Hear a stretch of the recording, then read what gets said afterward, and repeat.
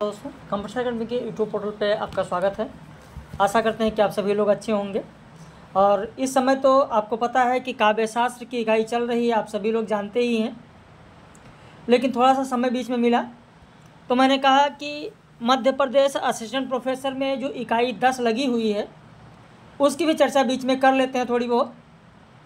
बाकी तो पूरा आप लोगों को कराया ही जा रहा है, लेकिन ये वीडियो पब्लिश किया जा रहा है इसलिए कि बहुत सारे लोग पूछ रहे हैं एमपी वाले कि सर एमपी असिस्टेंट प्रोफेसर में जो इकाई 9 और 10 है वो आपके यहाँ पढ़ाया जाता है या नहीं पढ़ाया जाता है।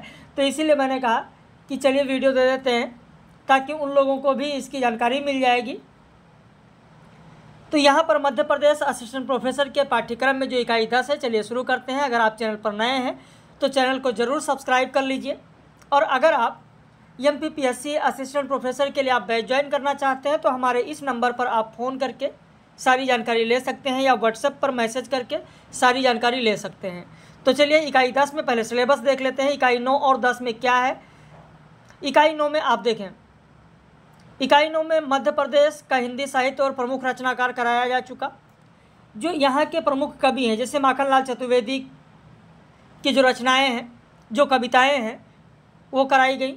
सुभद्रा कुमारी चौहान की कविताएं कराई गई। बालकृष्ण शर्मा नवीन की कविताएं कराई गई। शिवमंगल सिंह सुमन की कराई गई। भवानी प्रसाद मिश्र यानी श्री कृष्ण सरल, मुक्तिबोध, इसमें जितनी कविताएं लगी हैं वो कराई गई। शरद जोशी के प्रतिनिधि व्यंग अभी आप देखेंगे, शायद 10-15 दिन पहले ही मैंने कराया है।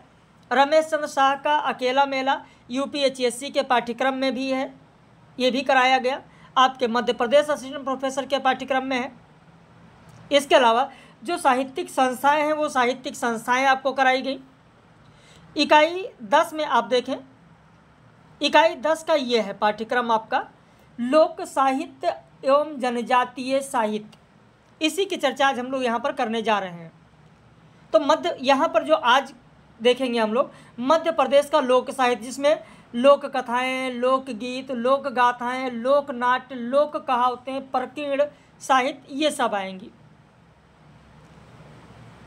इसके अलावा 4 प्रमुख जो बोलियां हैं वहाँ की, उस पर प्रश्न, जैसे मालवा का लोक साहित्य प्रमुख कवि और रचनाएं, निमाड़ी का लोक साहित्य प्रमुख कवि और रचनाएं, बुंदेलखंड का लोक साहित्य प्रमुख कवि और रचनाएं, बघेलखंड यानी बघेली का लोक साहित्य प्रमुख कवि और रचनाएं।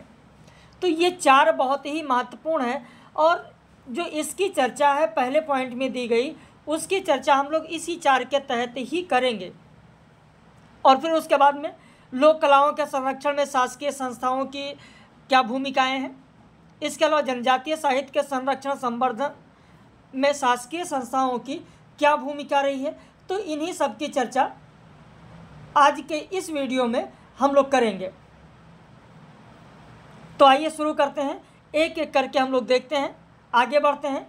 चैनल पर अगर पहली बार आप देख रहे हैं, पहली बार हमारे चैनल पर आप हैं, तो कॉपी पेन लेकर बैठें। जो चीज़ें अलग से बताई जाएं, समझाई जाएं, उन्हें गौर से सुनें। अगर आपको नया लगे तो उसे ज़रूर लिखते चलें। साथ में चैनल को अगर सब्सक्राइब नहीं किया है तो सब्सक्राइब भी कर लीजिए ताकि जो भी वीडियो पब्लिश किया जाए उसका नोटिफिकेशन आपको मिल सके।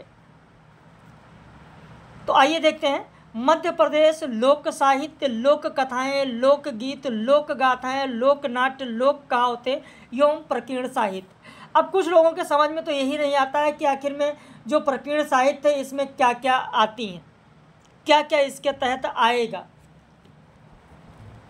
जो प्रकीर्ण साहित्य है, मैंने आप लोगों को साथ बताया भी होगा एक बार कि प्रकीर्ण साहित्य में आप देखेंगे जो पहेलियाँ हैं वो पहेलियाँ आएंगी, जो लोकोक्तियाँ हैं वो लोकोक्तियाँ भी इसी में आ जाएंगी। तो ये सब प्रकीर्ण साहित्य में ही आएगा और एक एक की चर्चा हम लोग करते चलेंगे। लोक साहित्य क्या है, सबसे पहले ये जानें कि लोक साहित्य है क्या। लोक साहित्य समाज में प्रचलित वैदिक तथा लौकिक कथाएं होती हैं। यहीं से प्रश्न बनना आपके लिए शुरू हो जाता है कि आखिर में लोक साहित्य क्या होती है, लोक साहित्य किसे कहते हैं। तो लोक साहित्य वैदिक तथा लौकिक कथाएं होती हैं। इसके अंतर्गत वह सभी बोली और भाषागत अभिव्यक्ति आती है जिसमें आदिम संस्कृति के अवशेष होते हैं। आदिम संस्कृति यानी पहले की जो संस्कृति रही है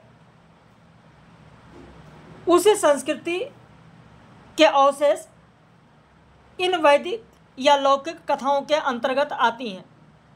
लोक साहित्य के अंतर्गत परंपरागत रूप से लोकमानस में समाई वह सभी प्रवृत्तियां हैं जो सामान्य जीवन में मनोरंजन करती हैं, चाहे उसके कृतिकार स्पष्ट हों और चाहे अस्पष्ट हों। यानी जो कृतिकार हैं, कृतिकार से आपको मतलब नहीं है, चाहे कृतिकार पता हो और चाहे कृतिकार ना पता हो, लेकिन अगर वो रचनाएं जैसे घाघ और भंडारी,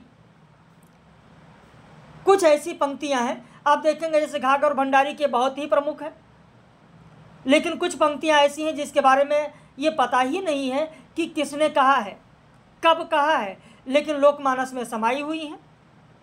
तो चाहे कृतिकार का नाम पता हो चाहे ना पता हो, लेकिन अगर लोकमानस के दृष्टपटल पर समाई हुई हैं तो लोक साहित्य उसी के तहत आएंगी।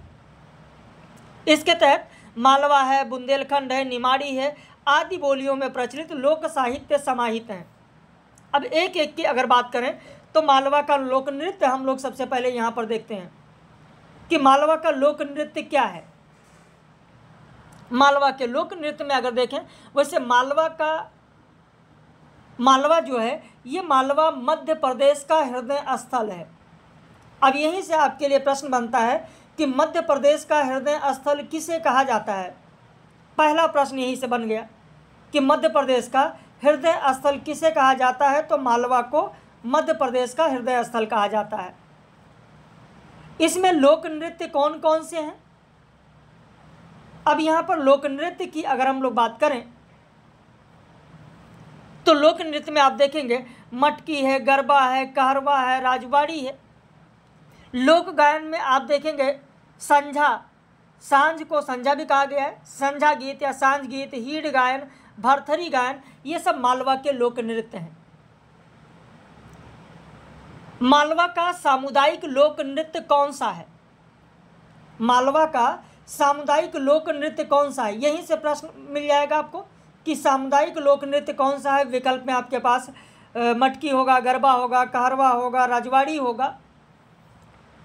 आप लिख लें कॉपी पर। मैंने पहले कहा है कि कॉपी पर आपके पास होना चाहिए। मटकी यहाँ पर जो देख रहे हैं आप, ये मालवा का सामुदायिक लोक नृत्य है। इसके अलावा आड़ा, खाड़ा व रजवाड़ी, रजवाड़ी तो है ही है, इसके अलावा एक नाम और लिख लें, आड़ा खाड़ा।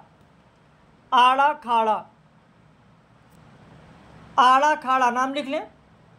आड़ा खाड़ा भी और रजवाड़ी, ये दोनों ढोल की पारंपरिक कहरवा या दादरा ताल पर किया जाता है। इसकी विशेषता ये है कि यह महिला प्रधान नृत्य है, यानी रजवाड़ी और आड़ा खाड़ा जो है यह महिला प्रधान लोक नृत्य है। इसके अलावा लोक नाट्य अगर देखें तो एमपी का लोक नाट्य क्या है।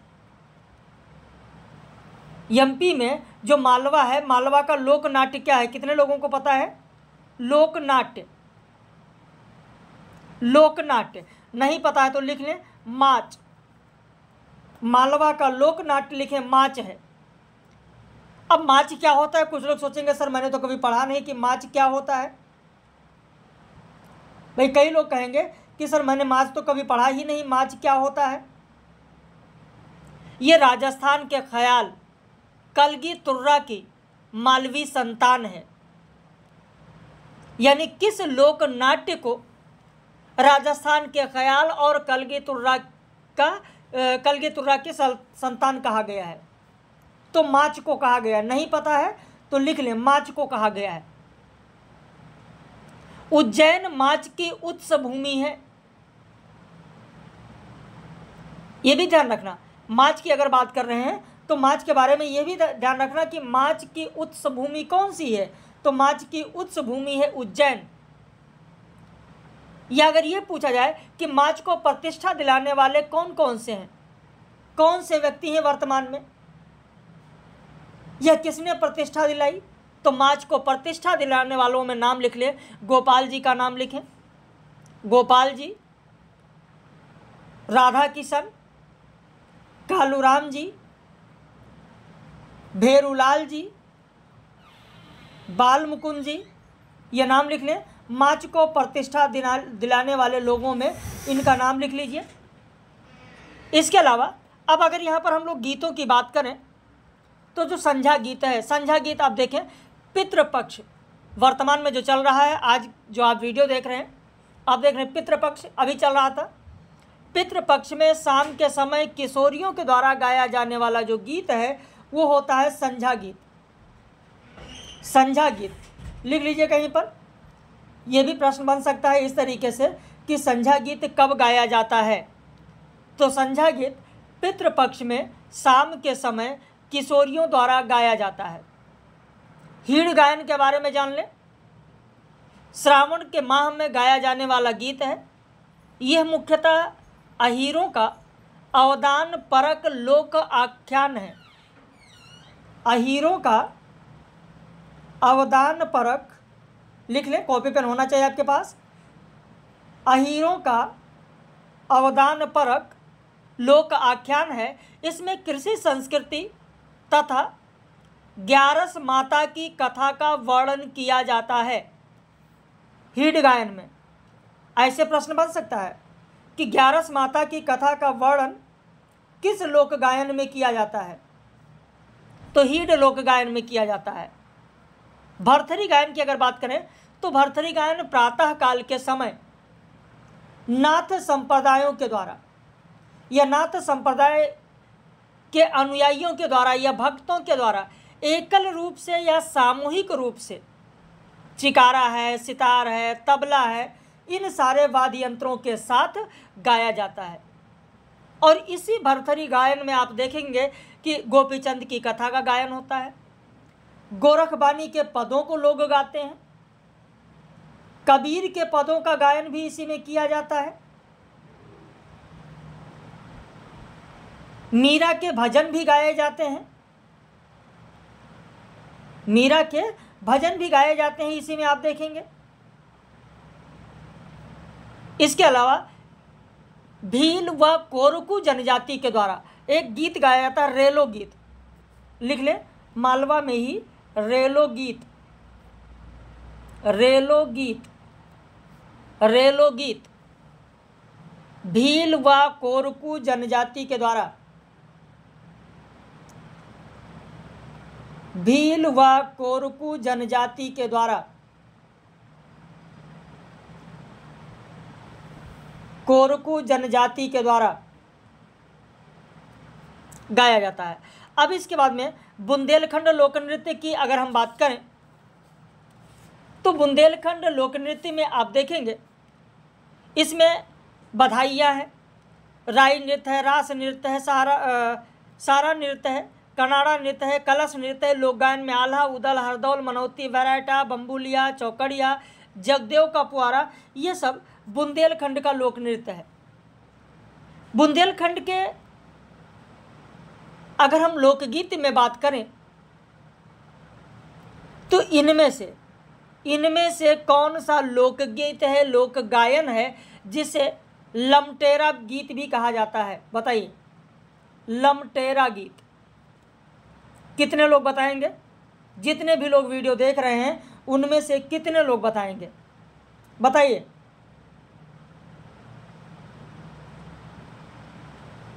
आप में से जितने लोग देख रहे हैं कितने लोग बताएंगे कि इनमें से किस लोक गायन को लमटेरा गीत भी कहा जाता है? नहीं पता? कोई बात नहीं, अब मैं आपको बता रहा हूं कि किसे कहा जाता है। यहां पर जो बम्बुलिया देख रहे हैं, बम्बुलिया को भोल गीत भी कहा जाता है। भोल गीत, बम्बुलिया को भोल गीत भी कहा जाता है, भोल गीत भी कहा जाता है। ये एक धार्मिक परंपरा के मधुर गीत हैं और इसे ही लमटेरा गीत भी कहा जाता है। बम्बुलिया को ही लमटेरा गीत भी कहा जाता है। ये गीत जो होता है वो होता है प्रश्नोत्तर शैली में, और मुख्यतः इसमें शिव और शक्ति से संबंधित गीत होते हैं या प्रश्न होते हैं, या प्रश्नोत्तर शैली में जो गाया जाता है शिव और शक्ति से संबंधित होते हैं। लमटेरा कहिए, चाहे बम्बुलिया कहिए, चाहे भोल गीत कहिए। इसके अलावा वेराइटा, जो महत्वपूर्ण है वो सारी चीज़ बताते हैं कि कहाँ कहाँ से प्रश्न बन सकते हैं। वेराइटा गायन, वेराइटा गायन एक कथा गायन शैली है। जो वेराइटा गायन है वो है कथा गायन शैली, वेराइटा है कथा गायन शैली।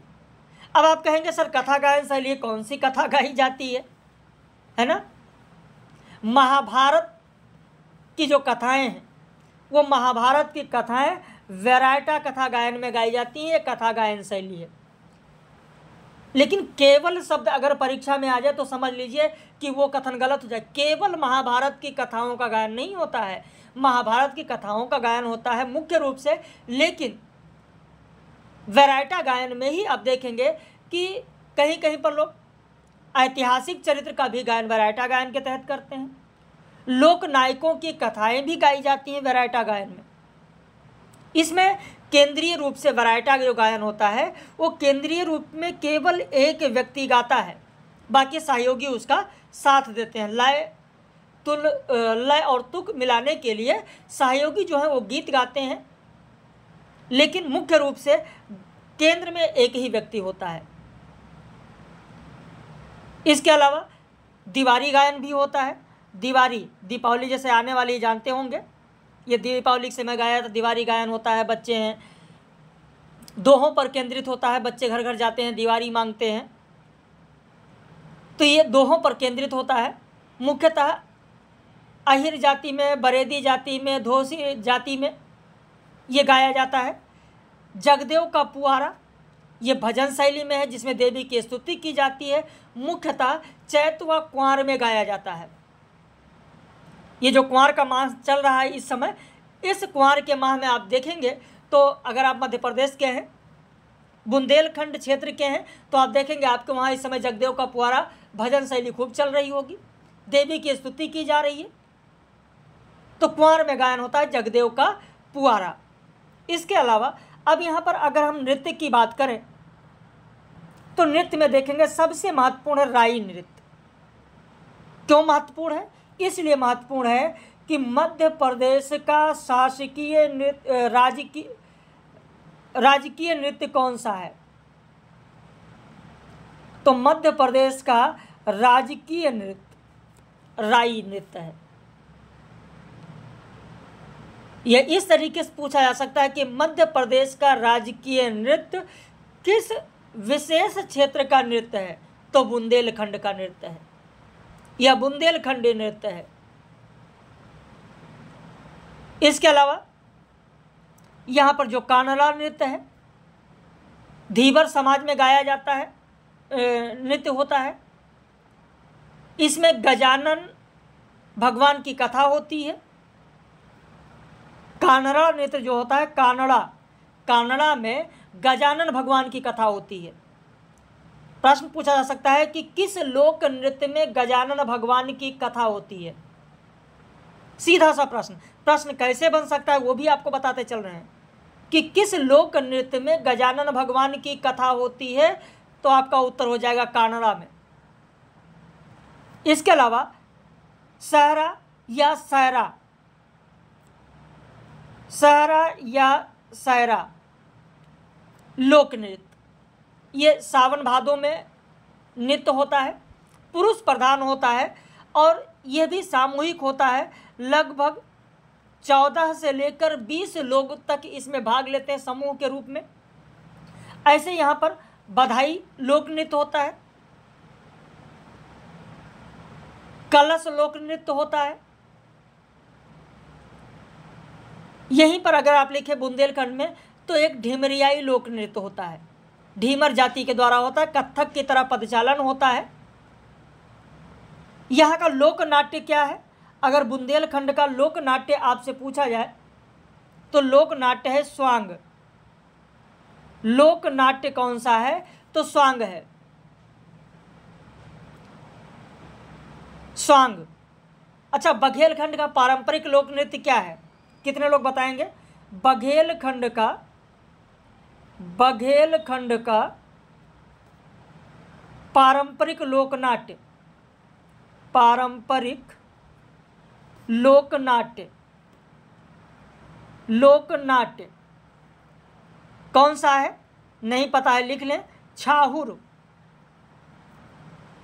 बघेलखंड का पारंपरिक लोकनाट्य है छाहुर। जब बघेलखंड की बात आई तो याद आ जाता है, अभी भी आप देखते हैं उत्तर भारत में भी ये प्रथा खूब चल रही है कि जब बारात आती है, बारात घर से दूर पहले रोकी जाती थी, जिसे कहा जाता था जनवासा। हो सकता है कि आपके मध्य प्रदेश में भी जनवासा कहा जाता हो। और जब बारात जनवासे में आती थी तो जनवासे से बारात को बुलाने जाने के लिए, अगुवाई करने के लिए कुछ लोग जाते थे, हाथ में टॉर्च लेकर जाते थे, कोई रोशनी लेकर जाते थे, कुछ लोग पहले मसाल जलाकर लेकर जाते थे, या पहले पेट्रोमैक्स जो गैस आती थी उसे लेकर जाते थे। ठीक उसी तरीके से बैगा जनजाति जो होती है, बैगा जनजाति द्वारा बारात की अगवानी पर परधौनी नृत्य होता है।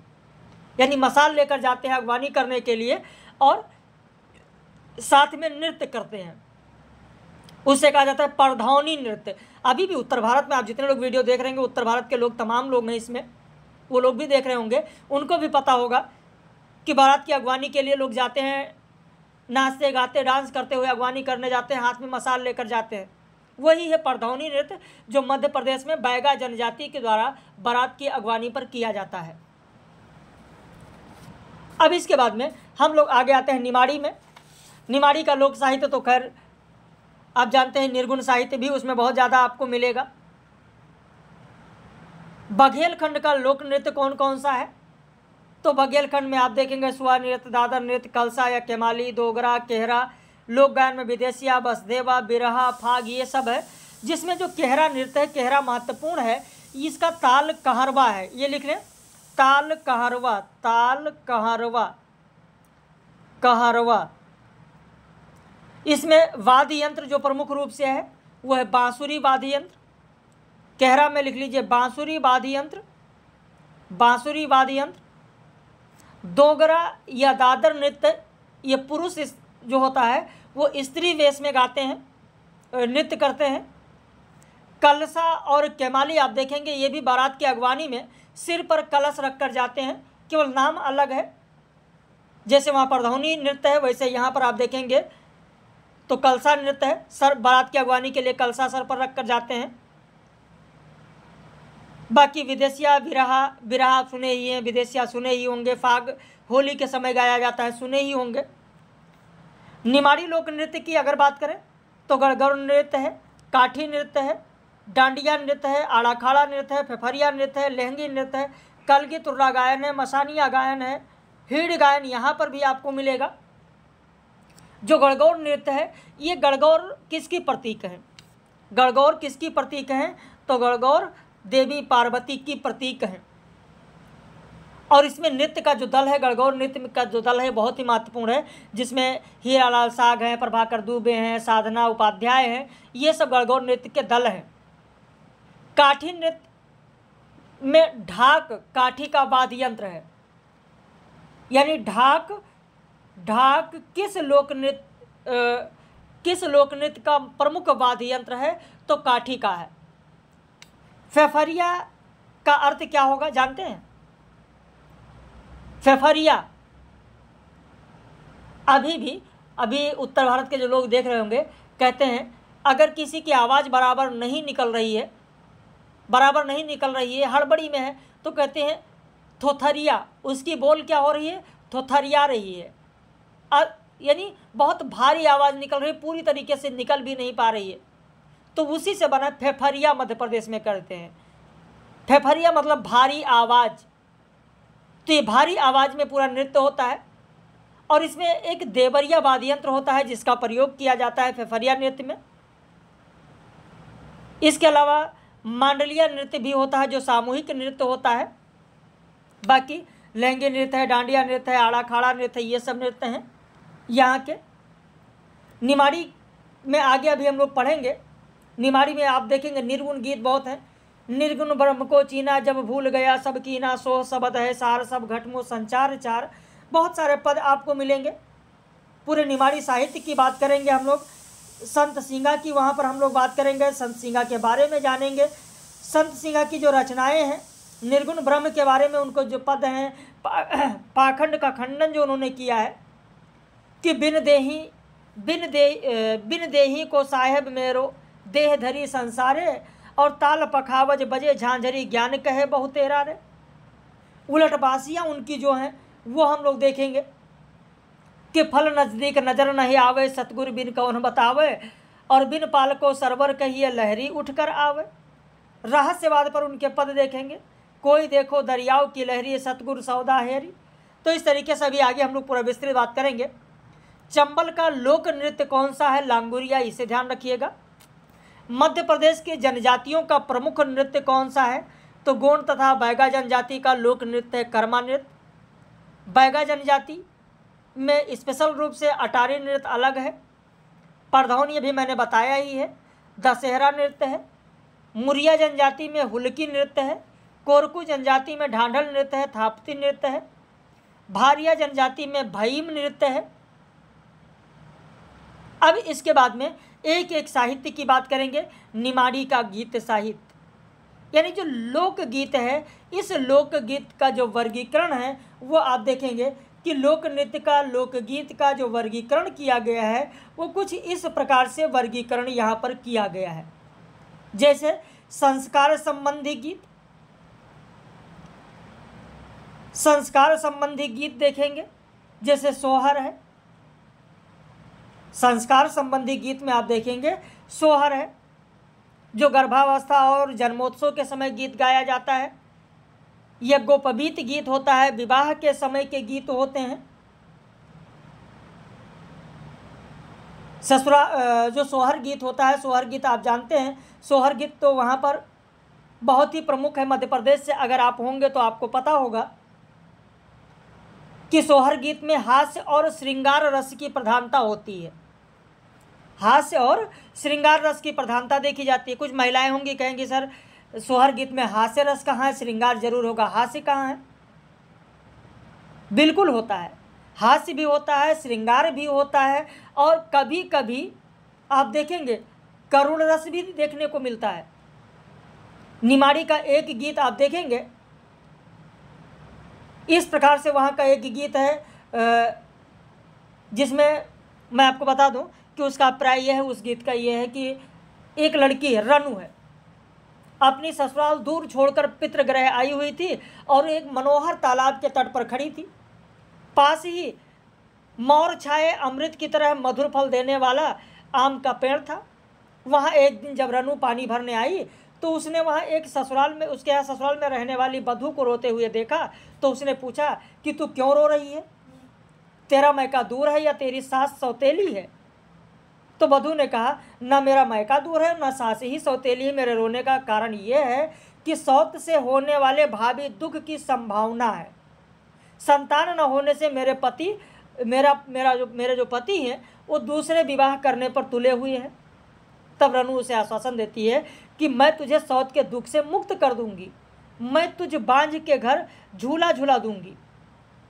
तो इस गीत में आप देखेंगे कि संतानहीन नारी की मनोव्यथा मानव हृदय में करुणा का एक स्रोत प्रवाहित कर देती है, तो करुण रस भी मिलता है। इसके अलावा पूर्वी निमाड़ में भी कुछ इसी तरीके से आप देखेंगे तो गीत आपको मिल जाएगा। तो बाकी जन्मोत्सव पर भी बहुत सारे गीत आपको मिलेंगे, छठी के भी गीत आपको मिलेंगे, विवाह गीत भी मिलेगा आपको। जीवन ऋतु संबंधी गीत, ऋतु संबंधी गीत में कजली है, फाग है, चौमासा है, ये सारे गीत गाए जाते हैं। चौमासा गीत है, चौमासा गीत में आप देखेंगे, क्योंकि विवाह गीत में तो आपको पता ही होगा, मैंने इसमें बताया ना बताया, तिलक लगाने के समय महिलाएं जानती होंगी, तिलक लगाने के समय के गीत अलग, चंदन लगाने के समय के गीत अलग, हल्दी के गीत अलग, मंडप के गीत अलग, वस्त्र धारण के गीत अलग होते हैं, बारात के प्रस्थान का गीत अलग होता है, लगन के गीत अलग होते हैं, दहेज के गीत अलग होते हैं, है ना। दहेज जैसे आप देखेंगे कि जो दहेज का गीत होता है, जो वहाँ की महिलाएं जानती होंगी कि मांग कुंवर बाई दैजू सहेलिया छूट छह बाएंगे बाप, है ना, हाड़ी न झारी दीजो दैजो सरस कचोड़ा न दान सहेलिए मंगल कुंवर बाई दैजू। तो ये वहाँ के जो लोग हैं वो इस गीत को समझ पाएंगे। गाली गीत भी होता है, बेटी के विदा के समय पर भी गीत होता है। तो इस तरीके से बहुत सारे गीत होते हैं। तो यहाँ ऋतु संबंधी जो गीत हैं, कजली है, फाग है, चौमासा है, ये सारे गीत होते हैं। चौमासा गीत में आप देखेंगे बहुत सारे कि 12 मासा गीत है, विरह गीत है, शरद ऋतु के गीत हैं। जीवन विषय की गीत की बात करें तो पारिवारिक, सामाजिक, धार्मिक स्थितियों पर जो गीत हैं वो बहुत सारे ऐसे गीत हैं जो जीवन संबंधी गीत हैं। धार्मिक गीत, देवी के गीत हैं, भजन के गीत हैं। देवी के गीत में शीतला माता का गीत है, पान छायो मांडवो फूल छाई बाड़ी, फूलन छावल शीतला माताली, रतन कचौड़ा दूध पियंता मारा नाना भाई ये देखा, त्याग मारिए सीता बाई ये। तो इस तरीके से आप देखेंगे बहुत सारे धार्मिक गीत हैं, देवी के गीत आपको देखने को मिलेंगे। नागपंचमी के गीत आपको देखने को मिलेंगे, जन्माष्टमी के गीत मिलेंगे, गणपति पूजन के गीत मिलेंगे, संझी के गीत मिलेंगे। इसके अलावा नौ दुर्गा के गीत हैं, शारदा माता के गीत हैं, गणगौर के गीत हैं। तो ये बहुत सारे गीत, तीर्थ यात्रा संबंधी गीत मिलेंगे आपको। ऐतिहासिक गीतों में आप देखेंगे लोक कथाएं आपको मिलेंगी। ऐतिहासिक गीतों में लोक कथाएं आपको मिलेंगी।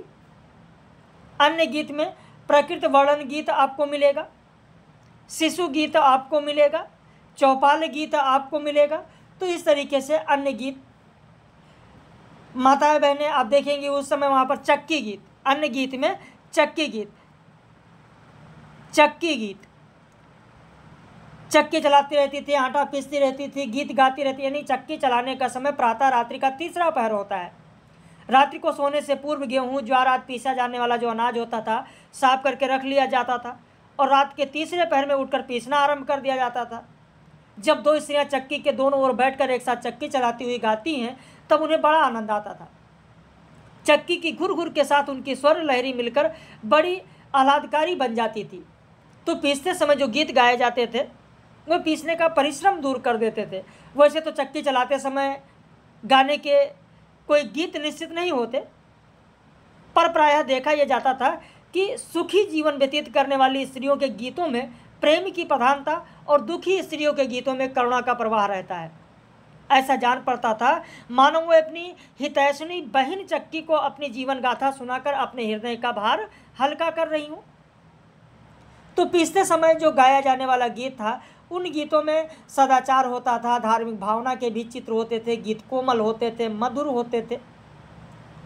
निमाड़ी का एक चक्की गीत बहुत ही सुंदर है, केवल भावों की दृष्टि से ही नहीं बल्कि आप देखेंगे साहित्यिक सौंदर्य की दृष्टि से भी बहुत ही महत्वपूर्ण है। और वहाँ पर शायद मैंने गीत का वर्णन भी किया है, आगे दिया भी है, खैर वहाँ पर आपको बताएंगे। विवाह गीत में आप देखेंगे चौसर गीत, वधू द्वारा चौसर खेलने के समय का गीत है। विवाह गीत में कुकड़ा गीत, संधियों को जगाने के लिए गीत है। तो ये सब हम लोग चर्चा करेंगे, पूरा एक एक की चर्चा करेंगे। खैर आज यहीं तक हम लोग करेंगे, 33 मिनट का समय हो गया है। निमाड़ी में धार्मिक गीत के तहत गाए जाने वाले गीत कौन कौन से हैं, शीतला माता के गीत, नागपंचमी के गीत, इन गीतों में क्या क्या गाया जाता है। हर गीत को काजल गीत भी कहा जाता है, यानी किसे क्या क्या कहा जाता है, एक एक करके पूरा विस्तृत चर्चा हम लोग करेंगे। यानी निमाड़ी की भी चर्चा करेंगे, बघेलखंडी की भी चर्चा करेंगे, बुंदेलखंडी की भी चर्चा करेंगे, मालवा की संस्कृति की भी चर्चा करेंगे। तो 3 लेक्चर लगेगा, 3 से 4 लेक्चर में पूरी इकाई 10 आपकी कंप्लीट कराएंगे। बहरहाल अगर आपको जुड़ना चाहते हैं तो जैसा कि मैंने बताया कि इस नंबर पर आप संपर्क कर लें, और अगर आप नए हैं तो चैनल को सब्सक्राइब कर लें। बाकी हम लोग फिर मिलेंगे ऐसे ही किसी अन्य पब्लिश वीडियो में।